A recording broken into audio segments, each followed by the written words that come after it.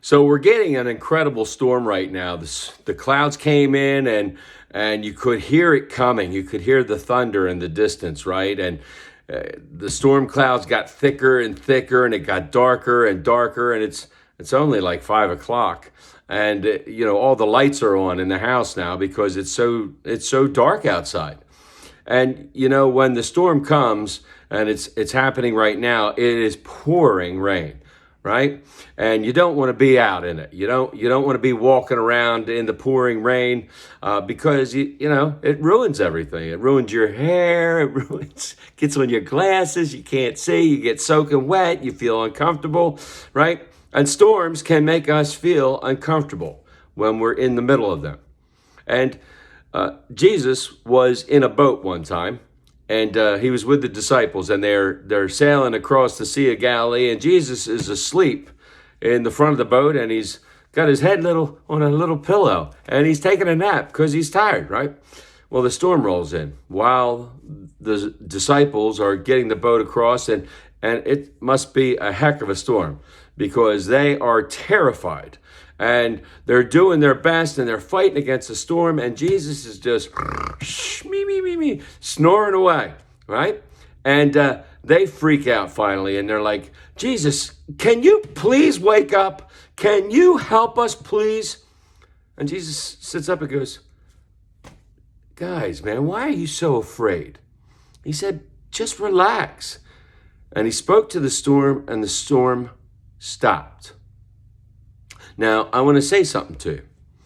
We can learn things from storms in our life, just like the disciples learned from that storm that day on the Sea of Galilee. Jesus is asleep. He's in their presence. The storm comes up. They're terrified. They think they're going to die. And they turn to Jesus to say, would you please do something? And he acts. He acts, and he gets the storm to go away, to calm down, to stop. And those disciples that day learned that Jesus was in charge, not just in charge of the 12 disciples, not just in charge of his ministry, but in charge of creation. He could speak, and the waves and the wind and the storm would obey him. Well, we can learn from storms just like those disciples did.